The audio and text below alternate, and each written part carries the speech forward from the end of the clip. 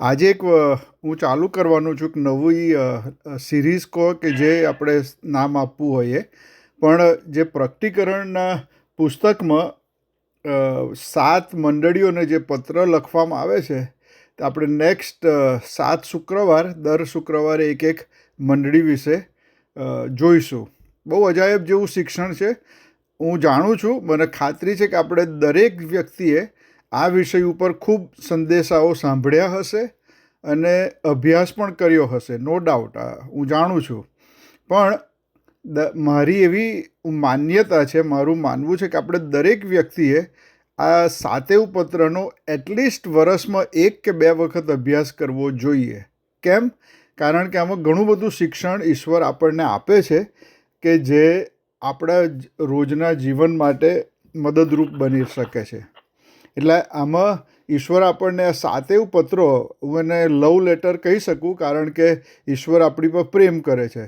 ઈશ્વર એમની 7 મંડળીઓ ઉપર ખૂબ પ્રેમ કરતા હતા અને પ્રેમને કારણે ઈશ્વર આ પત્ર આ મંડળીઓને લખે છે.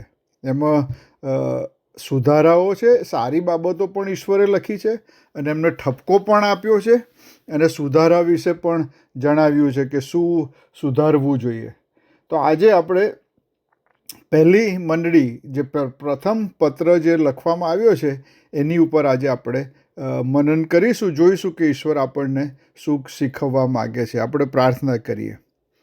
હે અમારા સર્વશક્તિમાન ઈશ્વર પિતા, તમારો ખરેખર આભાર માનીએ છીએ તમારા વચનોને માટે.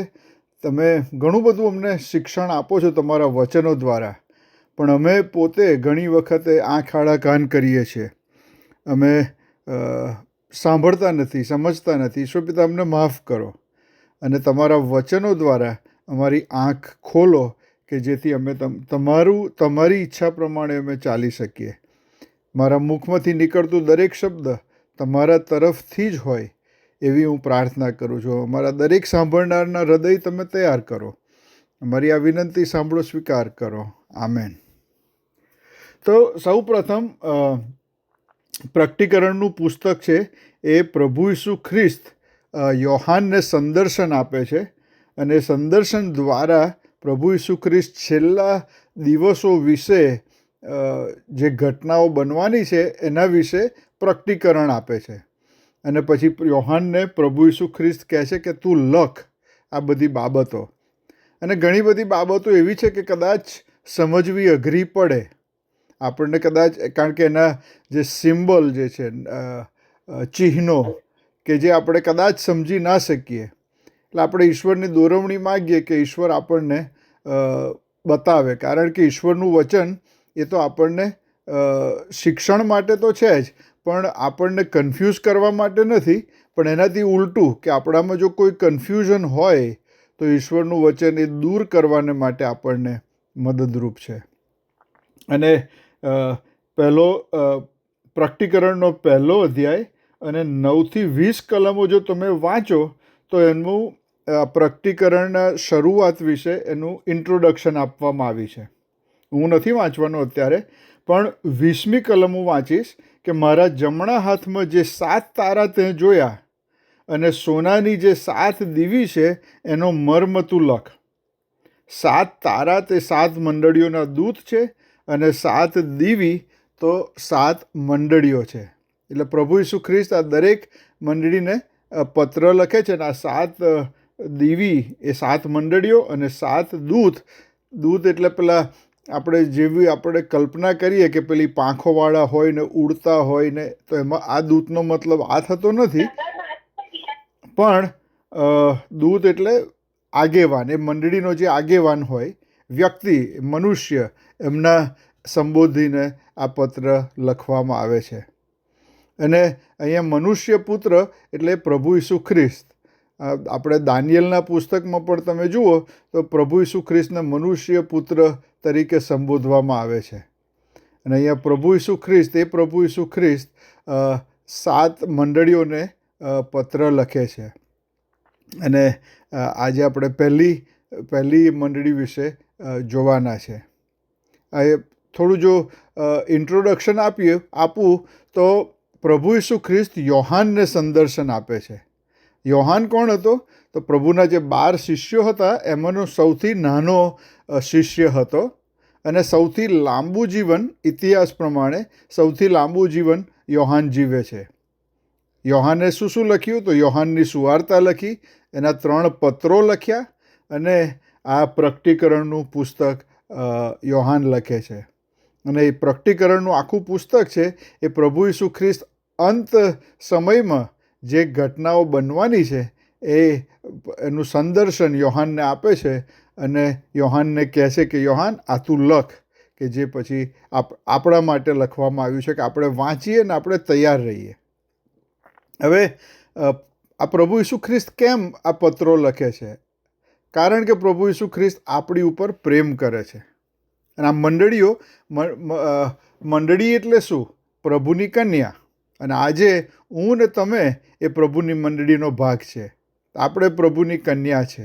એટલે આપણે ખાસ યાદ રાખીએ કે આ પત્ર મને કેટલો લાગુ પડે છે.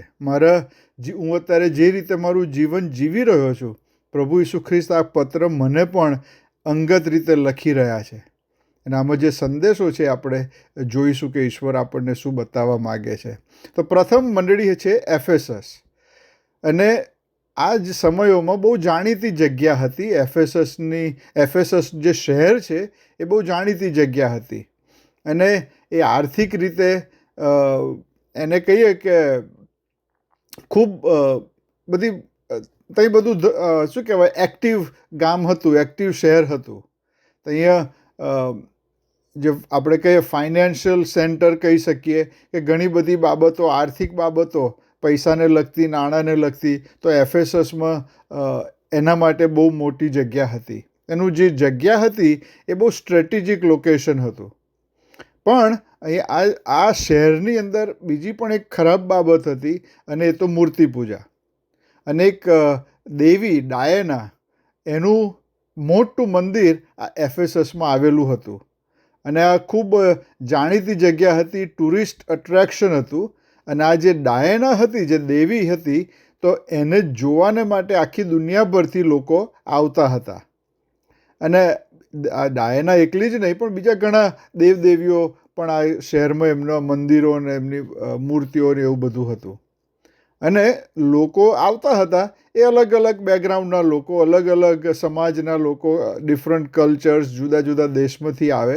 પણ આ અટ્રેક્શન હતું એટલે બધું જોવા આવે. જો આજના સંદર્ભમાં કહું તો આપણે ભારત દેશમાં જોઈએ તો ઘણા બધા શહેરો એવા છે કે જેના મંદિરો માટે પ્રખ્યાત છે. કોઈ પણ તમે શહેર લો, જાણીતી જગ્યા, તો આપણે ભલે માનતા ના હોઈએ પણ આપણે જોવા જતા હોઈએ છીએ ઘણી વખતે કે આ જોવાલાયક જગ્યા છે તો આપણે જતા હોઈએ છીએ. અને એ જ સંદર્ભમાં જોઈએ, એ વસ્તુ ધ્યાનમાં રાખીને કે આખી દુનિયાભરથી લોકો આ ડાયનાનું મંદિર ને બીજું ઘણી બધી બાબતો જે અહીંયા હતી, ટુરિસ્ટ અટ્રેક્શન, એ જોવા આવતા હતા. હવે આજે એફેસસમાં મંડળીની સ્થાપના પાઉલ કરે છે. અને પાઉલ એફેસીઓને મંડળીને પત્ર લખે છે. તો એ આ મંડળી કે જેને આ પહેલો પત્ર પ્રભુ યોહાન દ્વારા પ્રભુ ઈસુ ખ્રિસ્ત લખે છે એફેસીઓની મંડળીને. અને આ મંડળી જે 7 મંડળીઓ જે છે કે જેને પ્રભુ ઈસુ ખ્રિસ્ત પત્ર લખે છે યોહાન મારફતે, આજે પણ એ મંડળીઓ હયાત છે. પાઉલ એ કહી શકાય કે પાઉલે આ મંડળીની સ્થાપના કરી. અને સૌથી વધારે સમય પાઉલ એફેસસમાં રહ્યો હતો. લગભગ 3 વર્ષનો સમય એફેસસમાં પાઉલે કાઢ્યો હતો, કે જે બીજી જગ્યાઓ કરતાં સૌથી વધારે કહી શકાય. હવે આપણને ખબર નથી આ 7 મંડળીઓમાંથી એક પણ મંડળી વિશે જે વાત આપણને ખબર નથી કે આ મંડળીની સાઇઝ કેટલી હતી, કેટલી મોટી મંડળી હતી કે આપણે જાણતા નથી. કેટલા લોકો આવતા હતા આપણે જાણતા નથી. એમની આર્થિક પરિસ્થિતિ કેવી હતી એ આપણને ખબર નથી. આપણે જો આ મંડળીઓમાં વિશે જોઈએ તો એવું તો આપણે માની શકીએ કે કોઈ બિલ્ડિંગ નહોતું એમની પાસે. કારણ કે ઇતિહાસ પ્રમાણે લગભગ મંડળીની શરૂઆત થઈ પછી લગભગ 300 વર્ષ પછીથી પહેલું આમ પબ્લિક બિલ્ડિંગ કહી શકાય મંડળી માટે એવું બાંધવામાં આવ્યું હતું, એવું ઇતિહાસના પ્રમાણે કહી શકાય. પણ બાઇબલમાં કશું લખ્યું નથી. પણ જો તમે આ એફેસસની મંડળીની શરૂઆતનો ઇતિહાસ વિશે જો તમે જાણવાની ઈચ્છા રાખો, આજે હું એમાં જવાનો નથી, પણ પ્રેરિતોના કૃત્યો અને 19મો અધ્યાય વાંચશો તો એમાં તમને આ એફેસસની મંડળી વિશે ઘણું બધું શીખવાનું મળશે કે એ સમયમાં શું થઈ રહ્યું હતું, પાઉલને કેવી કેવી બાબતોનો સામનો કરવો પડ્યો હતો આ મંડળી એફેસસમાં મંડળી આગળ લોકો દ્વારા. એ બધી બાબતોનો ઉલ્લેખ કરવામાં આવ્યો છે. અને અહીંયા જાદુ વિદ્યા, સોર્સરી અને વિચક્રાફ્ટ અને એવું બધું આ એફેસસ શહેરમાં ચાલતું હતું. અને આવા વાતાવરણમાં લોકો પ્રભુ ઈસુ ખ્રિસ્તની સુવાર્તા સાંભળી પાઉલ મારફતે અને પ્રભુના બાળકો મારફતે કે જે લોકોએ પ્રભુ ઈસુ ખ્રિસ્તને પોતાનું જીવન સોંપ્યું, અને લોકોએ આવ્યા વાતાવરણમાં પણ લોકો હતા કે જેમણે પ્રભુની સુવાર્તાનો સ્વીકાર કર્યો. આ પ્રેરિતોના કૃત્યો 19મા અધ્યાયમાં આના વિશે લખવામાં આવ્યું છે.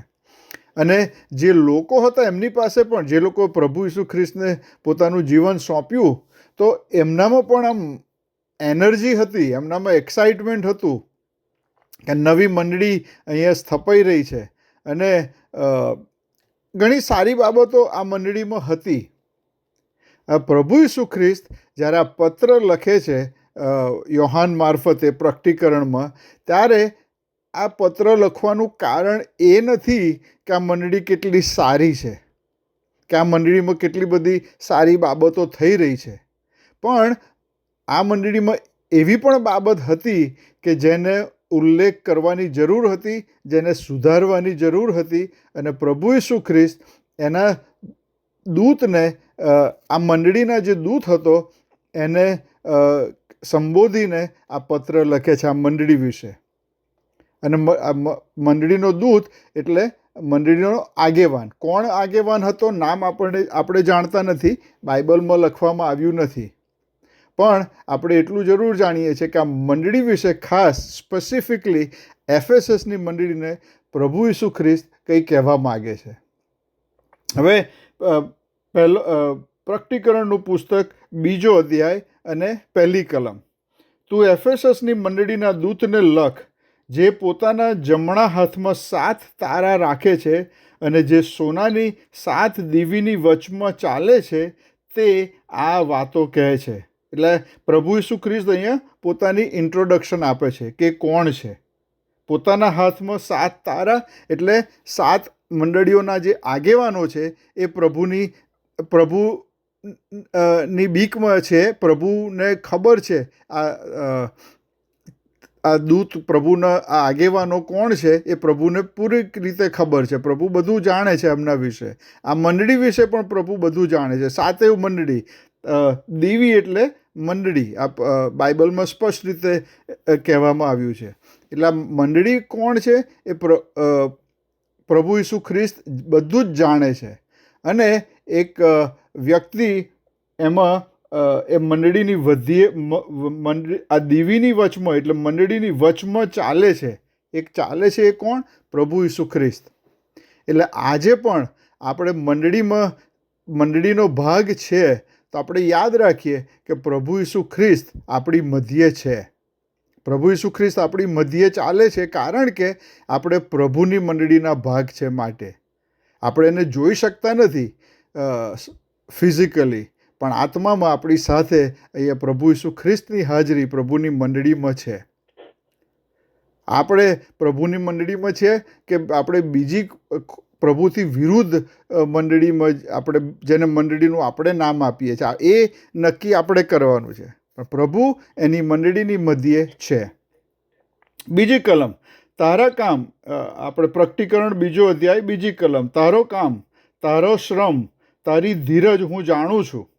વળી હું એ પણ જાણું છું કે તું ભૂંડા માણસને સહન કરી શકતો નથી, અને જેઓ પોતાને પ્રેરિત કહેવડાવે છે પણ એવા નથી, તેઓને તે પારખી લીધા ને તેઓ જૂઠ્ઠા છે એમ તને માલુમ પડ્યું છે.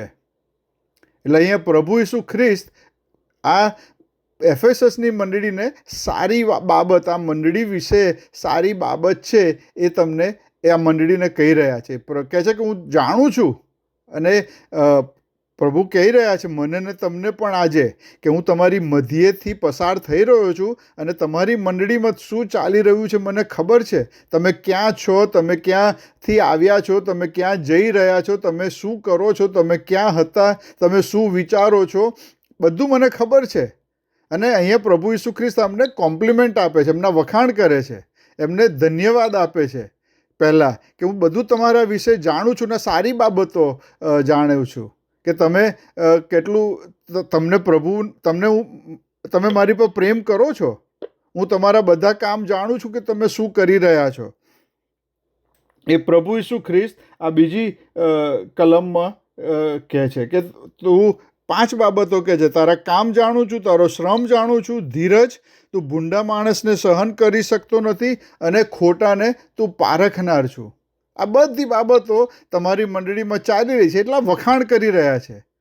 બીજી કલમમાં આપણે જોયું એમ કે તમે કેટલો પરસેવો પાડો છો, એટલી હદ સુધી તમે કામ કરો છો, શ્રમ કરો છો મારા નામ ખાતર, કે તમે પરસેવો પણ પાડો છો, બધું જોઈ રહ્યો છું. અને તમે ખાલી સેવા કરો છો એટલું જ નહીં, પણ તમે બલિદાન પણ આપો છો મારા નામને ખાતર. હું જાણું છું, પ્રભુ ઈસુ ખ્રિસ્ત કહે છે કે તમે કેટલો શ્રમ કરો છો. તમે જ્યારે તમે મુશ્કેલી આવે તો તમે મને છોડી દેતા નથી. હું જાણું છું. આ પ્રભુ ઈસુ ખ્રિસ્ત અત્યારે આ મંડળીના વખાણ કરી રહ્યા છે, આ મંડળીની સારી બાબતો કહી રહ્યા છે, કે તમે ખૂબ કામ કરો છો મારા માટે. અને ત્રીજી કલમ, વળી તું ધીરજ રાખે છે, અને મારા નામની ખાતર તે સહન કર્યું છે, અને તું થાકી ગયો નથી. કેટલું સુંદર બાબત. પ્રભુ ઈસુ ખ્રિસ્ત મને આ કહે કે ત્રીજી કલમ, કે તું ધીરજ રાખે છે, તું મારા નામની ખાતર સહન કરે છે, તું થાકી ગયો નથી. આ બધી બાબતો જો પ્રભુ ઈસુ ખ્રિસ્ત મને કહે તો મને કેટલું સારું લાગે. આ દરેક બાબત આપણને દરેકને કહે તો બહુ સારી બાબત, આપણને સારું લાગે. અહીંયા પ્રભુ ઈસુ ખ્રિસ્ત કહે છે કે તમે મારી આ જે થિયોલોજી છે, મારા સિદ્ધાંતો છે, એ તમે જાણો છો, એટલે ખૂબ સારી. તમે ધીરજ રાખો છો, શ્રમ કરો છો, બધી સાચી બાબત, પણ મારા નામને માટે તમે સહન પણ કરો છો. એટલે બીજા શબ્દોમાં કહે કે તમે તો મોડલ કોંગ્રીગેશન કહેવાઓ, કે તમારું ઉદાહરણ હું બીજાને આપી શકું. હવે આ બધી સારી બાબતો તો કહે છે, પણ પ્રભુ ઈસુ ખ્રિસ્ત છે આ તો. બીજા શબ્દોમાં કહીએ તો એ તો એકદમ સત્ય જ કહેવાના છે. એ મને ને તમને કંઈ સારું લગાડવા માટે ખોટું સારું નથી કહેવાના. જે સાચું છે, જે સારું છે, એ કહેશે જે છે એ પ્રમાણે. પણ જો ખોટી બાબત હોય, કે જે સુધારવા જેવી બાબત હોય, એ પણ પ્રભુ ઈસુ ખ્રિસ્ત આપણને કહેવાના છે. અને ચોથી કલમ કહે છે કે તો પણ તારી વિરુદ્ધ મારે આટલું છે કે તે તારા પ્રથમ પ્રેમનો ત્યાગ કર્યો. આ બહુ મોટી બાબત છે. આપણે જોઈશું હું શું કહેવા માગું છું. પ્રભુ ઈસુ ખ્રિસ્ત આટલી જ બાબતમાં શું કહેવા માગે છે. હવે જો પ્રભુ ઈસુ ખ્રિસ્ત મને કહે કે આટલી બધી સારી બાબતો મારા વિશે મને કહે, પણ પછી મને એમ કે મારે તારી વિરુદ્ધ આ બાબત છે કે તે પ્રથમ પ્રેમનો ત્યાગ કર્યો છે, એટલે પહેલું મારું રિએક્શન કેવું આવે કે ઓ ઈસુ બાપ, વેઇટ અ મિનિટ, તમે શું કહો છો? હમણાં તો તમે મને 5 વસ્તુઓ કીધી કે મારા વિશે સારી બાબતો, કે જે તમને ગમે છે, અને આ બધી સહેલી નથી. તમે મને મારા વિશે મારા વખાણ કર્યા, એટલું જ નહીં, પણ સાચી વાત તમે કીધી, પણ તમે મને, એટલે આપણે વી આર ઓન હાઈ. આપણને કોઈ આપણા વખાણ કરે કે આશીષભાઈ તમે તો આમ કામ કરો છો ને તેમ કામ કરો છો, જો કોઈ મને કહે તો હું તો ફૂલાઈ જાઉં. આપણે દરેક વ્યક્તિ. અને જો પ્રભુ ઈસુ ખ્રિસ્ત કહે તો ઓફકોર્સ આપણે ફૂલાઈ જઈએ, કારણ કે પ્રભુ ઈસુ ખ્રિસ્ત તો સાચી વાત કહે છે. પણ આમ કહ્યા પછી તરત જો મને એમ કહે કે પણ મને તારી વિરુદ્ધ ફરિયાદ છે, તો મારું મોઢું કદાચ તરત પડી જાય. આપણને કદાચ ગુસ્સોય આવે કે આ શું યાર, શું કરો છો? હવે જાઓ, આ મંડળીમાં મને રસ નહીં રહ્યો. હું મારું દિલ દઈને તમારું કામ કરું છું, અને તમે મને કહો છો બી ખરા કે સારું કરે છે, પણ મારા વાંકો પાડો છો. કદાચ દુઃખ લાગે, સ્વાભાવિક છે. ઇરિટેશન થાય આપણને કે આ શું, નિરાશ થઈ જઈએ આપણે આ સાંભળીને, કારણ કે પહેલાં વખાણ કરે છે અને પછી પ્રભુ ઈસુ ખ્રિસ્ત ફરિયાદ પણ કરે છે. પ્રભુ ઈસુ ખ્રિસ્ત કહે છે કે મેં તારા સારા કામો જોયા છે, પણ આ એક બાબત બારે તારી વિરુદ્ધ છે કે તે તારા પ્રથમ પ્રેમનો ત્યાગ કર્યો છે. વાલાઓ, આમાં આપણે બહુ મોટું શિક્ષણ પ્રભુ ઈસુ ખ્રિસ્ત આપણને, મને ખાસ તો શીખવી રહ્યા છે કે હું પ્રભુની સેવા કરતો હોવ, પણ મારો પ્રથમ પ્રેમ પ્રભુ ઈસુ ખ્રિસ્ત ના હોઈ શકે. બીજા શબ્દોમાં કહીએ કે હું કદાચ એવું પણ હોય કે હું પ્રભુના નામને માટે નહીં, પણ કંઈક મારા મનમાં એવું હોય કે મારું નામ આ કામ દ્વારા મોટું મનાય, કે લોકો એમ કે આશીષભાઈ તમે શું કામ કરી રહ્યા છો, આશીષભાઈ તમે શું બોલી, એટલે હું કામ ઈશ્વરના નામે કરું છું, પણ મારું વચન, મારું દિલ એ અહીંયા હોય કે મારું, એટલે પ્રભુનું જે તરફ પ્રેમ હોવો જોઈએ એ પ્રભુ પર નહીં, પણ પ્રભુથી દૂર કંઈક હોય. એટલે પહેલો પ્રેમ જે પ્રભુ હોવો જોઈએ એ પ્રભુ પર નથી હોતો. ઘણી વખતે આપણે પોતાના અંગત જીવનમાં આ બાબત બને છે કે આપણે કામ ઈશ્વરના નામને કરીએ, પણ કંઈક ને કંઈ આપણો કદાચ અંગત સ્વાર્થ પણ હોઈ શકે. અને પ્રભુ ઈસુ ખ્રિસ્ત અહીંયા બહુ સુંદર રીતે સરળ શબ્દોમાં ચેતવણી આપી રહ્યા છે કે તારા પ્રથમ પ્રેમનો ત્યાગ કર્યો છે, પણ એ બહુ ગંભીર બાબત છે. આપણી મંડળી એવી હોઈ શકે કે દર રવિવારે આપણે દેવળ પતે, સર્વિસ પતે, પછી આપણે લંચ કરતા હોઈએ. કદાચ એવું બની શકે કે દર રવિવારે આપણે બધા કોફી આવર કે કોઈ પણ પછી આપણે પ્રોગ્રામો પણ આપણા દેવળોમાં કરી રહ્યા હોઈએ. અને આ બધી સારી બાબત છે, કારણ કે ઈશ્વરના નામમાં આપણે ભેગા થઈએ છીએ, પણ ઈશ્વર આપણું હૃદય જાણે છે. આપણે ઈશ્વરના ભોગે કામ કરીએ છીએ કે ઈશ્વરના માટે કામ કરીએ છીએ, એ બાબત આપણે સમજવી બહુ જરૂરી છે. ઈશ્વરને ઘણી જ વખતે આપણે ઈશ્વરના નામમાં એવા કામ કરીએ છીએ કે આપણે ઈશ્વરને બાજુ પર મૂકી દેતા હોઈએ છીએ. અને જો આપણે ઈશ્વરને બાજુ પર મૂકતા હોઈએ તો આજે મારા ને તમારા માટે આ શબ્દ કે જે તે તારા પ્રથમ પ્રેમનો ત્યાગ કર્યો છે એ ચેતવણી રૂપ શબ્દ છે. બહુ ગંભીર શબ્દ છે આ. આપણે એવું લાગે કે આપણે સારા કામ કર્યા છે, પણ આપણા ઈરાદા ખોટા છે. આપણે પ્રભુ ઈસુ ખ્રિસ્ત સાથે જે સંબંધમાં રહીને કામ કરવું જોઈએ, તો આપણે પ્રભુના સંબંધમાં નથી રહેતા, પણ આપણે કામને પહેલી જગ્યા આપીએ છીએ. અને પ્રભુ ઈસુ ખ્રિસ્ત આપણને શું કહી રહ્યા છે કે તમે કામ કરો છો, પણ તમે આત્મિક રીતે ખોટી બાજુ પર છો. અને આ પ્રોબ્લેમ કેટલો ગંભીર છે કે પ્રભુ ઈસુ ખ્રિસ્ત આજે વખાણ કરે છે આ મંડળીના, એને ધોઈ નાખે છે આજે ફરિયાદથી. કારણ કે પ્રભુ ઈસુ ખ્રિસ્ત અહીંયા કહે છે કે તમે તમારા પ્રથમ પ્રેમનો ત્યાગ કર્યો છે. આ પ્રભુ ઈસુ ખ્રિસ્તની ફરિયાદ છે કે આપણે પ્રથમ ઈશ્વરને પ્રેમ કરતા નથી. જો આપણે પ્રભુ ઈસુ ખ્રિસ્ત ઉપર પ્રેમ કરીએ છીએ, આપણે બીજા કોઈ દેવદેવીઓને માનતા નથી, એમાં વાંધો નથી, એ સારી બાબત છે. પણ અગત્યની બાબત કે આપણે ઈશ્વર પર પ્રથમ પ્રેમ કરીએ. એક વસ્તુ તમને કહું, યાદ રાખીએ કે અમુક બાબત પ્રભુ ઈસુ ખ્રિસ્તને અશક્ય છે, અને એમાંની એક બાબત એ છે કે પ્રભુ કદી બીજા હોઈ શકે નહીં. પ્રભુ ઈસુ ખ્રિસ્ત આપણા જીવનમાં પ્રથમ હોવા જોઈએ. જ્યારે ઈશ્વર આપણને આપવા વિશે શિક્ષણ આપે છે, ત્યારે કહે છે કે મારા માટે પ્રથમ ફળ તમે લાવો. આપણી પાસે જે છે દરેક વસ્તુ ઈશ્વર આપણને આપે છે, દરેક વસ્તુ ઈશ્વર તરફથી છે. પણ ઈશ્વર જ્યારે આપણને દશાંશ લાવવાનું કહે છે, દરેક બાબતનું, ખાલી પૈસાનું જ નહીં, પણ સમય અને આપણે અનાજ અને વસ્તુ, કોઈ પણ દરેક બાબત જે ઈશ્વર આપણને આપી છે એ દશાંશ આપણે જ્યારે ઈશ્વરને આપીએ ત્યારે ઈશ્વર કહે છે પ્રથમ ફળ મારી પાસે લાવો. બધું વધેલું હોય એમાંથી નહીં, પણ પહેલાં મારી પાસે લાવો. ઈશ્વરનું સ્થાન આપણા જીવનમાં, આપણી મંડળીમાં પ્રથમ જ હોવું જોઈએ. અને જો ઈશ્વરનું સ્થાન પ્રથમ નથી, તો આપણે કહીએ છીએ કે ઈશ્વર એને લાયક નથી. ઈશ્વરની આજ્ઞા છે કે આપણે આપણા પ્રેમમાં, આપણા ધ્યાનમાં, આપણી પ્રાયોરિટી દરેકમાં પ્રભુ ઈસુ ખ્રિસ્તનું સ્થાન પ્રથમ હોવું જ જોઈએ. હોવું જોઈએ નહીં, પણ હોવું જ જોઈએ. It must be, Jesus must be first in our life. અને જો આપણે એ પ્રથમ નથી તો પ્રભુને ફરિયાદ છે. કારણ કે જો પ્રભુ ઈસુ ખ્રિસ્ત મારા જીવનમાં પ્રથમ નથી તો એનો મતલબ કે મેં બીજા કોઈ વ્યક્તિને કાં તો બીજી કોઈ વસ્તુને પ્રથમ સ્થાન આપ્યું છે. બીજા શબ્દોમાં, I have created an idol. જ્યાં પ્રભુ ઈસુ ખ્રિસ્તની જગ્યા બીજું કોઈ વ્યક્તિ લે તો એ પ્રભુ ઈસુ ખ્રિસ્તના શિક્ષણ પ્રમાણે એ આપણે આઇડલ બનાવીએ છીએ, મૂર્તિ બનાવીએ છીએ, કે તમે જે પણ નામ આપી શકો એ, પણ પ્રભુનું સ્થાન આપણે બીજાને જ્યારે આપીએ છીએ ત્યારે આપણા જીવનમાં આઇડલ તરીકે આવે છે. અને જ્યારે આપણા જીવનમાં પ્રભુનું સ્થાન પ્રથમ નથી ત્યારે જેને આપણે પ્રથમ સ્થાન આપીએ છીએ તો એ આપણો ઈશ્વર બને છે.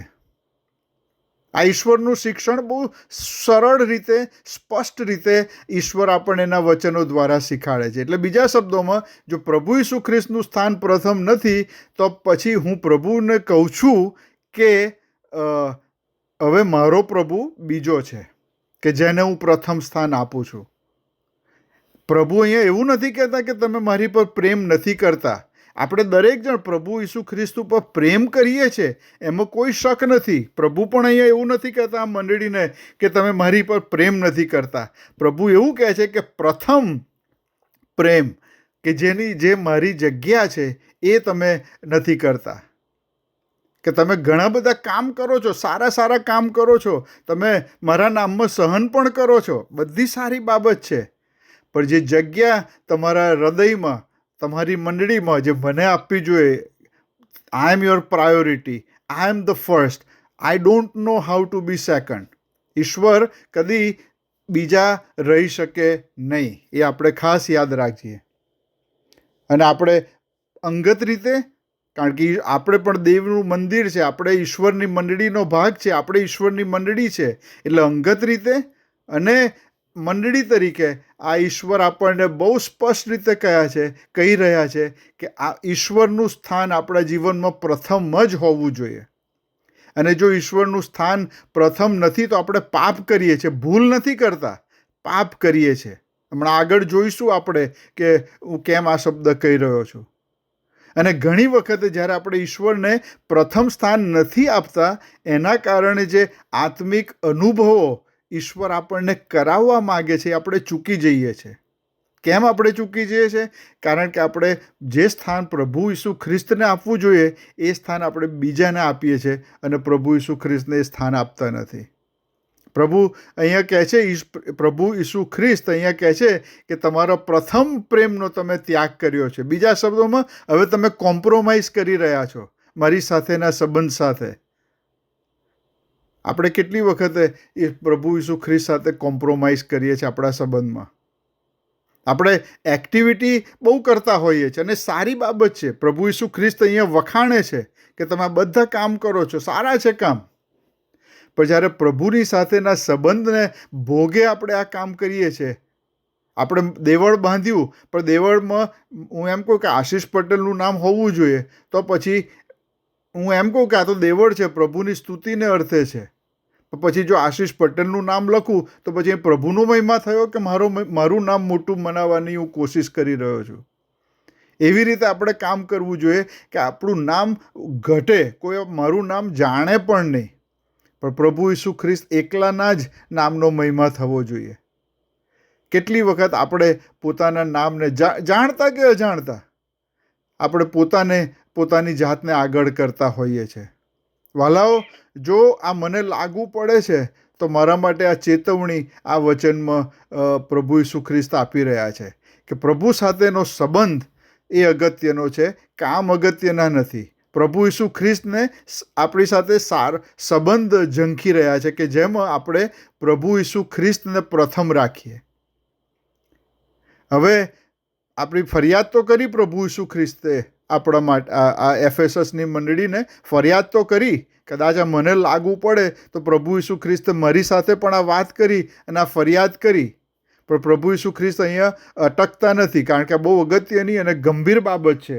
5મી કલમ, પ્રભુ ઈસુ ખ્રિસ્ત આપણને 2 વસ્તુ કહે છે કે હવે સુધારવાની બાબત છે. આ 5મી કલમ 2 બાબતો આમાં કહેવામાં આવી છે. 5મી કલમ કહે છે, એ માટે તું જ્યાંથી પડ્યો છે તે યાદ કરીને પસ્તાવો કર અને પ્રથમના જેવા કામ કર, નહીં તો હું તારી પાસે આવીશ અને જો તું પસ્તાવો નહીં કરે તો તારી દીવીને તેની જગ્યાએથી હું ખસેડી દઈશ. બહુ અજાયબ જેવી બાબત, ગંભીર બાબત, યસ, પણ પ્રભુ ઈસુ ખ્રિસ્ત અહીંયા આપણને આપણા સુધારવાની પણ તક આપી રહ્યા છે.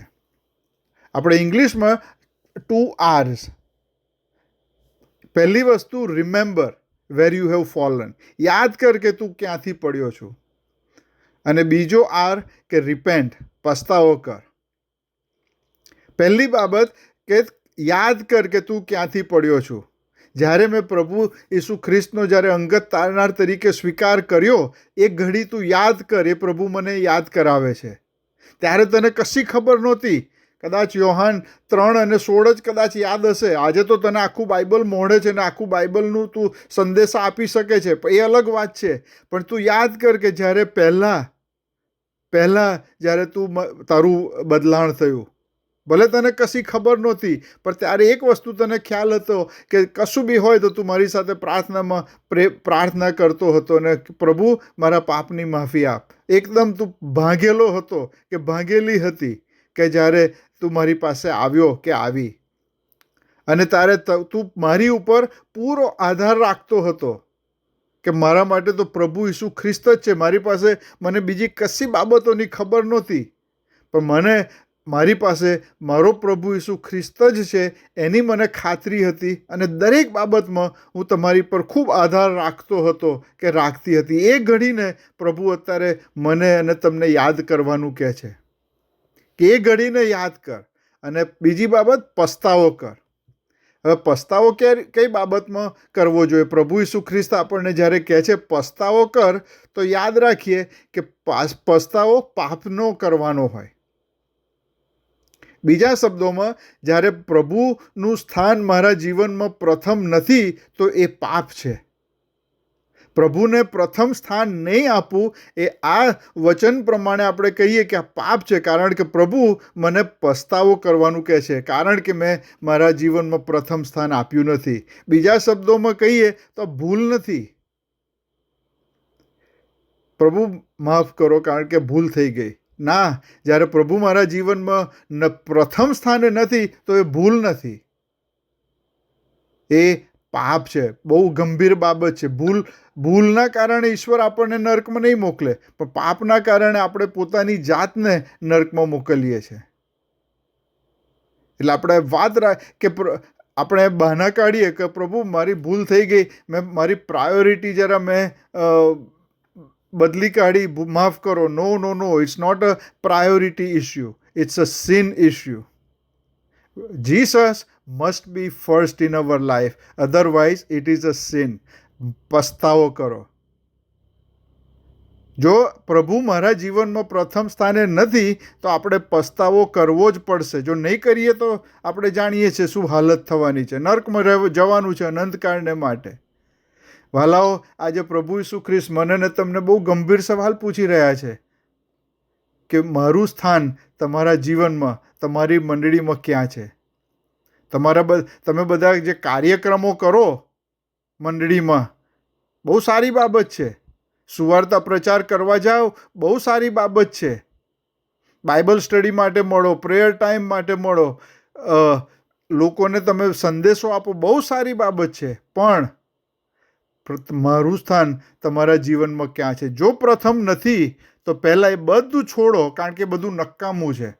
પણ પહેલાં મારું સ્થાન પ્રભુ ઈસુ ખ્રિસ્ત મને ને તમને કહી રહ્યા છે કે તમારા જીવનમાં પ્રથમ જ હોવું જોઈએ, અને પ્રથમ નથી તો એ પાપ છે. બહુ ગંભીર બાબત. જમાનામાં એવું હતું કે નિયમો બનાવ્યા હતા દેવ બાપે. કેવા નિયમ બનાવ્યા હતા? હેલો, કોણે બીજી લાઈન અંદર ચાલુ કરી છે? મહેરબાની કરીને બંધ કરો. 5મી કલમ કહે છે કે એ માટે તું જ્યાંથી પડ્યો છે તે યાદ કરીને પસ્તાવો કર અને પ્રથમના જેવા કામ કર. નહીં તો હું તારી પાસે આવીશ. આ ફરીથી મેં આ કલમ વાંચી રહ્યો છું, કારણ કે પ્રભુ બહુ અગત્યનો સંદેશો આ કલમ મારફતે મને ને તમને આપી રહ્યા છે. તમે પહેલાં મારી આગળ પ્રાર્થના કરતા હતા, કારણ કે હું જ તમારો આધાર હતો. તમારો સમય તમે મારી સાથે મનન, ડિવોશન, બાઇબલ વાંચન કરતા હતા. આજે તમે મારા કામ કરો છો, બહુ સારી બાબત છે, પણ હવે મારી સાથે પ્રાર્થના કરવાને બદલે આ કામ કેવી રીતે કરવું એમાં તમે વધારે સમય ગાળો છો, પોતાની બુદ્ધિ ઉપર. મારે અહીંયા હવે રિટ્રીટ કરવી છે, મારે આજે આ ગેસ્ટને બોલાવવા છે આજે, એટલે હું મારો સમય તૈયારીઓમાં ગાળું છું. પણ જે પહેલી બાબત મારે કરવી જોઈએ કે પ્રભુની દોરવણી માગું, એ હું ભૂલી ગયો છું. બીજા શબ્દોમાં પ્રભુ તરફ નહીં, પણ હું મારી બુદ્ધિ તરફ ધ્યાન આપું છું. અને આ જો હું કરતો હોઉં કે કરતી હોઉં તો ઈશ્વર મને ને તમને ચેતવણી આપી રહ્યા છે અને કહે છે કે પસ્તાવો કરો અને જ્યાં યાદ કર કે તું ક્યાં હતો જ્યારે પહેલાં તારું બદલાણ થયું ત્યારે, અને પછી ત્યાં જઈને તું પસ્તાવો કર. યોહાનની સુવાર્તા 14મો અધ્યાય ને 21મી કલમમાં કહે છે, જ્યારે પ્રભુ ઈસુ ખ્રિસ્ત ઉપલી મેળીમાં એના શિષ્યો સાથે છેલ્લા દિવસોમાં હતા અને વાત કરી રહ્યા હતા કે હું તને જે આજ્ઞાઓ પાડું છું એ પાળ, અને જે મારી પર પ્રેમ કરે છે એ મારા પિતા પણ એની પર પ્રેમ કરે છે અને હું પણ એની પર પ્રેમ કરીશ, અને હું એમની આગળ મારું દર્શન આપીશ. યોહાન 14:21 કે મારી આજ્ઞાઓ પાળ, એ પ્રભુ ઈસુ ખ્રિસ્ત એના શિષ્યોને મને ને તમને કહી રહ્યા છે. આપણે કેટલી વખતે ઈશ્વરની આજ્ઞાઓ પાળતા નથી. આપણે દરેક જણ એનો જવાબ આપણને ખબર છે કે આપણે ઘણી વખતે ચૂકી જઈએ છીએ, ઈશ્વરને પ્રથમ મૂકતા નથી, અને પછી આપણે ફરિયાદ કરી છે કે ઈશ્વર તમારી હાજરી ક્યાં છે. પણ આપણે એ ભૂલી જઈએ છીએ કે હું મારા જીવનમાં જો ઈશ્વરને પ્રથમ સ્થાન આપતો નથી તો પછી હું ઈશ્વરને મારી જીવનમાં ઈશ્વરનો અનુભવ હું કેવી રીતે કરી શકું, કારણ કે ઈશ્વર પ્રથમ સ્થાન મારા જીવનમાં માગી રહ્યા છે. અને જો હું ઈશ્વરને પ્રથમ સ્થાન આપતો નથી તો એનો મતલબ કે મેં ઈશ્વરને છોડી દીધા છે અને હું પાપ કરી રહ્યો છું. પછી છઠ્ઠી કલમમાં કહે છે કે પણ તારામાં એટલું છે, હવે સારી બાબત કહે છે કે પણ તારામાં એટલું છે કે નિકોલાયતીઓના કામ કે જેઓને હું ધિક્કારું છું તેઓને તું પણ ધિક્કારે છે. આ નિકોલાઇટન્સ એ કોણ હતા? તો એ ખ્રિસ્તીઓ જ હતા, પણ એ પોતાની જાતને મોઢાથી કહે કે અમે ખ્રિસ્તી છે, પણ એ લોકો જે ઈશ્વરની કૃપા છે એનો અબ્યુઝ કરતા હતા. બીજા શબ્દોમાં ઈશ્વરની કૃપાનો અબ્યુઝ એવી રીતે કરતા હતા કે પાપ ખૂબ કરે, પાપમાં જ રહેતા હતા, અને કે ઈશ્વર તો માફ કરશે કારણ કે ઈશ્વર દયાળુ છે. એટલે ખોટું શિક્ષણ આપી રહ્યા હતા કે આ એફેસસમાં ઘણા બધા દેવદેવીઓની મંદિરો હતા અને અલગ અલગ ઘણું બધું ખોટી બાબતો, અનૈતિક બાબતો ચાલી રહી હતી. આપણે સમજી શકીએ છીએ શું ઘણી બધી ખોટી બાબત આજે પણ આપણી મધ્યે આપણે જોઈએ છીએ તો કેટલી બધી ખોટી બાબતો આપણી મધ્યે ચાલી રહી છે અને આપણે ચલાવી લઈએ છીએ. આ નિકોલાઇટન્સ એ લોકો કે પાપ કર્યા કરો કારણ કે ઈશ્વર તો આપણને માફ કરશે જ, ઈશ્વર આવું ખોટું શિક્ષણ આપતા હતા. અને આ એફેસસની મંડળી સારી કહેવાય કે પ્રભુ ઈસુ ખ્રિસ્ત એમને અહીંયા કોમ્પ્લિમેન્ટ આપે છે કે તમે એમનું આ શિક્ષણને તમે ધિક્કારો છો, બહુ સારી બાબત છે. તારામાં છઠ્ઠી કલમ ફરી વાંચું છું, પણ તારામાં એટલું છે કે આ નિકોલાયતીઓના કામ કે જેઓને હું ધિક્કારું છું તેઓને તું પણ ધિક્કારે છે. એટલે પ્રભુ ઈસુ ખ્રિસ્ત કહે છે કે ખોટા શિક્ષણ આપનારાઓથી તમે દૂર રહો, એમને ધિક્કારો. આપણી મધ્યે આપણે કેટલી વખત એવું આપણે જાણીએ છીએ, ઈશ્વરના વચનો આપણને ખબર છે, છતાં પણ આપણે ખોટા શિક્ષણોને આપણે સ્વીકારીએ છીએ આપણી મંડળીઓમાં કે આપણા જીવનોમાં. આ બહુ અગત્યનો સવાલ પ્રભુ ઈસુ ખ્રિસ્ત આ વચન દ્વારા મને ને તમને પૂછી રહ્યા છે કે હું ક્યાં છું. ભાઈ મને તો અત્યારે લાગુ પડતું નથી ને, ચલાવી લો ને. મારે ઈશ્વરને જવાબ આપવાનો છે. મારે નક્કી કરવાનું છે કે હું ઈશ્વરને ખુશ રાખું કે મારી આજુબાજુના લોકોને ખુશ રાખું. મારી વાત કહું તો અને મારી ખાતરી છે કે આપણે દરેક જણા વાત કહીએ આ બાબતમાં માનીએ છીએ કે મારી આજુબાજુના વ્યક્તિ, મારા સગાવાલા હોય કે પછી મારા મિત્ર હોય, એમને ખોટું લાગશે તો વાંધો નહીં, પણ ઈશ્વરને ખોટું ના લાગવું જોઈએ. બીજા શબ્દોમાં, ઈશ્વરનું વચન પ્રમાણે હું ચાલીશ એવું આપણે દરેક જણ માનીએ છીએ અને કહીએ છીએ, પણ એવું આપણે કરતા નથી. એના પણ અલગ અલગ કારણો હોય છે. પણ કોઈ પણ કારણસર જો આપણે ઈશ્વરના વચનને જાણી જોઈને આપણે વચન પ્રમાણે ચાલતા નથી, તો ઈશ્વર, મારી પ્રાર્થના છે કે આ વચન દ્વારા ઈશ્વર મને તમારી સાથે વાત કરે કે આ પાપ છે. ખોટે વ્યક્તિઓ સાથે કોમ્પ્રોમાઇઝ કરવું, ખોટા શિક્ષણોમાં કોમ્પ્રોમાઇઝ કરવું એ પાપ છે. એ ભૂલ નથી, પણ એ પાપ છે. એ મારી પ્રાર્થના છે કે આજના વચન દ્વારા આપણે જોઈએ. કેટલી બધી બાબતો આપણી મંડળીઓની અંદર ખોટી બાબતોએ પગ પેસારો કર્યો છે. અને આપણે કેમ કર્યો છે? કારણ કે આપણે કરવા દઈએ છીએ. ઘણી વખતે આપણને ખબર હોય કે આ ખોટું બાબત છે, તો આપણે એને ચાન્સ પણ નથી આપતા, અને એ સારી બાબત છે. પણ ઘણી વખતે આપણે ચલો ને જવા દો ને, ચાલશે. આપણા કુટુંબોમાં, આપણા મંડળીઓમાં. અને આપણે જ્યારે જો હું અને તમે ઈશ્વરના વચનોની સાથે કોમ્પ્રોમાઇઝ કરીશું, તો પછી પ્રભુની આગળ આપણે એક દિવસ ઊભું રહેવાનું પણ આવશે. આપણી બાજુ ચારે બાજુ પ્રેશર છે, આમાં કોઈ શક નથી. આપણી બાજુ ઘણી અલગ અલગ જાતનું પ્રેશર હોય, પણ આપણે ઈશ્વરને પ્રથમ મૂકવો એ આપણી જવાબદારી છે. ઈશ્વર આપણને સ્પષ્ટ રીતે કહે છે કે મારી જગ્યા પ્રથમ જ છે, હું જાણતો નથી બીજું રહેવું. અને જો તમે મને પ્રથમ રાખતા નથી તો તમે પાપ કરી રહ્યા છો. એટલે આપણે આપણી આજુબાજુના વ્યક્તિને જો ખોટું લાગે તો એની ચિંતા ના કરશો, કારણ કે એમને આપણે જવાબ આપી શકીશું. ઈશ્વર મારી લડાઈઓ લડશે. ઈશ્વર જો હું ઈશ્વરને પૂરી રીતે મારા જીવનમાં પ્રથમ રાખીશ તો ઈશ્વર મને પડવા નહીં દે, મારું રક્ષણ કરશે. પણ આ પ્રેશરોની સામે જો હું ઝૂકી જઈશ અને કહીશ કે ભાઈ આ તો મારા વહાલા વ્યક્તિ છે અને મને ખબર છે કે મારે આવું ના કરવું જોઈએ કારણ કે ઈશ્વરનું વચન આવું કહે છે, પણ એમને હું ઈશ્વરના વચન પ્રમાણે જઈશ તો એમને ખોટું લાગશે.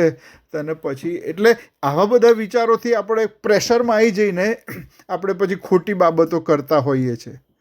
ભલાઓ યાદ રાખીએ કે પ્રેશરમાં આપણે ના આવીએ.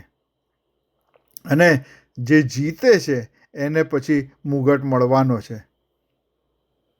બહુ ઈશ્વરનું વચન બહુ સ્પષ્ટ છે અહીંયા. 7મી કલમ, આત્મા મંડળીઓને જે કહે છે કે જેને કાન છે તે સાંભળે, જે જીતે છે તેને ઈશ્વરના પારાદેશમાં જીવનના ઝાડ પરનું ફળ હું ખાવાને આપીશ. ફરીથી, જે જીતે છે. એટલા પ્રેશરમાં આવી ગયા, પણ જો તમે પ્રેશરમાં પડ્યા તો તમે જીત્યા ના કહેવાઓ. એટલે યાદ રાખીએ કે આપણે જીતીએ, પોતાની જાતને આવા બધા પ્રેશરોની સામે પડી ના જઈએ, પણ આપણે ઓવરકમ કરીએ. ઇંગ્લિશમાં એના માટે ઓવરકમ શબ્દ વાપરવામાં આવ્યો છે. ગુજરાતીમાં જે જીતે છે તેને ઈશ્વરના પારાદેશમાંના જીવનના ઝાડ પરનું ફળ હું ખાવાને આપીશ. અને પ્રભુ ઈસુ ખ્રિસ્ત આપણી પાસે માગી શકે છે. એમ પ્રભુ ઈસુ ખ્રિસ્તનો હક છે કે આપણા જીવનમાં પ્રથમ સ્થાન પ્રભુ ઈસુ ખ્રિસ્તને મળે. અને તમે કહેશો કેમ? તો કોણ કહી શકે કે મારા ને તમારા પાપોની માફીને માટે કોણ મરણ પામ્યું? પ્રભુ ઈસુ ખ્રિસ્ત એકલા જ, બીજું કોઈ વ્યક્તિ કહી શકે કે તમે મારી પર વિશ્વાસ કરો અને હું તમને અનંત જીવન આપીશ, મેં તમારા પાપની સજા ભોગવી છે, એવું બીજું કોઈ વ્યક્તિ પ્રભુ ઈસુ ખ્રિસ્ત સિવાય કહી શકે ખરું? નો. કોણ વ્યક્તિ છે કે જેણે આપણા પાપોની કિંમત ચૂકવી પોતાના લોહીથી? કોણ વ્યક્તિ એવી છે કે જે આપણને અનંત જીવન આપી શકે છે? કોઈ નહીં. પ્રભુ ઈસુ ખ્રિસ્ત એકલા જ એ વ્યક્તિ છે. અને પ્રભુ ઈસુ ખ્રિસ્ત કહે છે કે આ બધું મેં તમારા માટે કર્યું. જ્યારે તમારું જીવનમાં મુશ્કેલીઓ આવી, જે પણ ખરાબ બાબતમાંથી પસાર થયા, ત્યારે તમને બચાવનારની જરૂર છે. અને એ બચાવનાર મારા સિવાય બીજો કોણ હોઈ શકે? અને જો તમે મારી પાસે આવો તો પછી એ જરૂરી છે કે તમે મને તમારા જીવનમાં પ્રથમ સ્થાન આપો. અને જે છેલ્લી કલમ વાંચી એમાં એ બહુ પાવરફુલ કલમ છે કે એને દરેક વ્યક્તિને નહીં, પારાદેશના જીવનના ઝાડનું ફળ દરેક વ્યક્તિને ખાવાને નહીં મળે, પણ જે જીતે છે તેને ઈશ્વરના પારાદેશના જીવનના ફળ ખાવાને હું આપીશ. જે જીતે છે એને જ આ ફળ મળશે એવું આ પ્રભુ ઈસુ ખ્રિસ્ત આપણને કહી રહ્યા છે. એટલે વાલાઓ, હું જીતું છું કે પછી હું ઈશ્વરની જે દુશ્મનની પ્રેશરમાં આવીને હું હારી જાઉં છું? અને આનો જવાબ તો હું એકલો જ આપી શકું, હું એકલી જ આપી શકું. મારી ઈચ્છા છે મારી ઈચ્છા છે કે હું સ્વર્ગમાં જાઉં. મારી ઈચ્છા છે કે મને જીવનના ઝાડનું ફળ ખાવા મને મળે. બધી ઈચ્છા છે. પણ મારા જીવનમાં મેં ઈશ્વરને પ્રથમ સ્થાન આપ્યું છે. મેં મારા પાપોની માફી ઈશ્વર પાસે માગી છે. મેં મારા પાપોનો પસ્તાવો કર્યો છે. હું જીતું છું.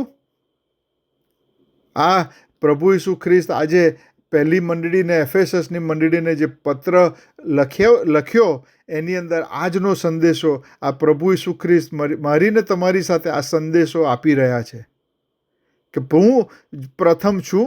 મારે જે પ્રભુ મને રિવોર્ડ આપવાના છે એ પ્રભુનો હું અનુભવ કરી રહ્યો છું, કરી રહી છું.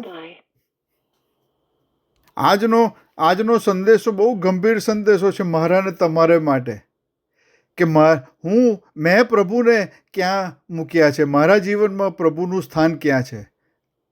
અને આ બધી દુનિયાવી બાબતોમાં હું હારી જાઉં છું કે હું જીતું છું?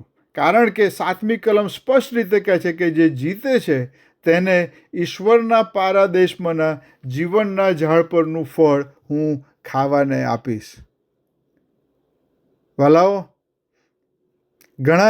આપણામાંના ઘણા લોકો ઈશ્વરને દૂરથી જોવામાં ખુશી માનતા હોય છે.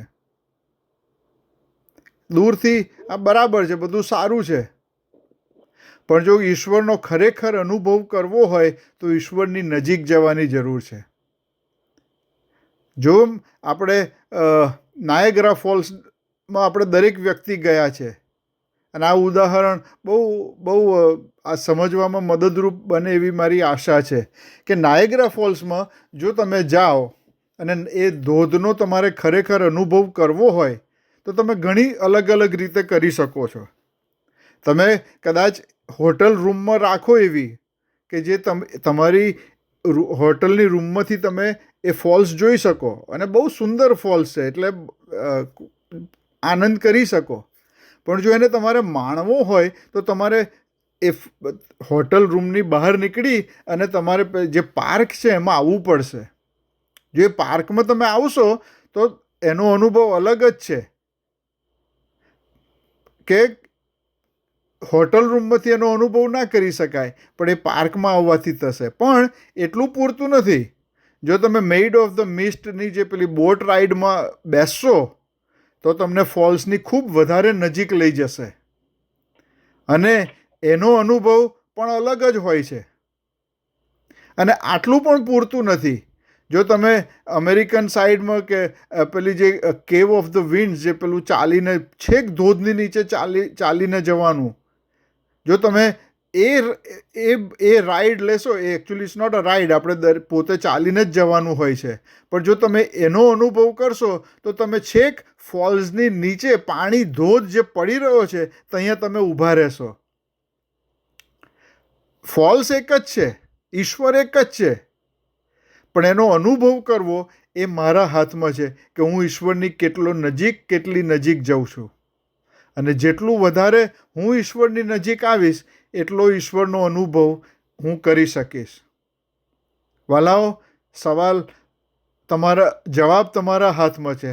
સવાલ એ છે કે ઈશ્વરનું સ્થાન તમારા જીવનમાં ક્યાં છે. અને જો પ્રથમ સ્થાન હશે તો જ ઈશ્વરનો અનુભવ કરીશું. જો ઈશ્વરને પ્રથમ નહીં મૂકીએ તો યાદ રાખીએ કે આપણે પાપ કરી રહ્યા છે. અને મારી પ્રાર્થના છે કે ઈશ્વર આજના સંદેશા દ્વારા મને ને તમને યાદ કરાવે કે મારો ને ઈશ્વરનો સંબંધ કેવો છે. આપણે બીજી મંડળીઓમાં જઈશું, 7 મંડળીઓને જોઈશું. આજે એક જ મંડળીને જોઈ, પણ બહુ અજાયબ જેવું શિક્ષણ ઈશ્વર આપણને આપી રહ્યા છે અને આપણને પડકાર કરી રહ્યા છે.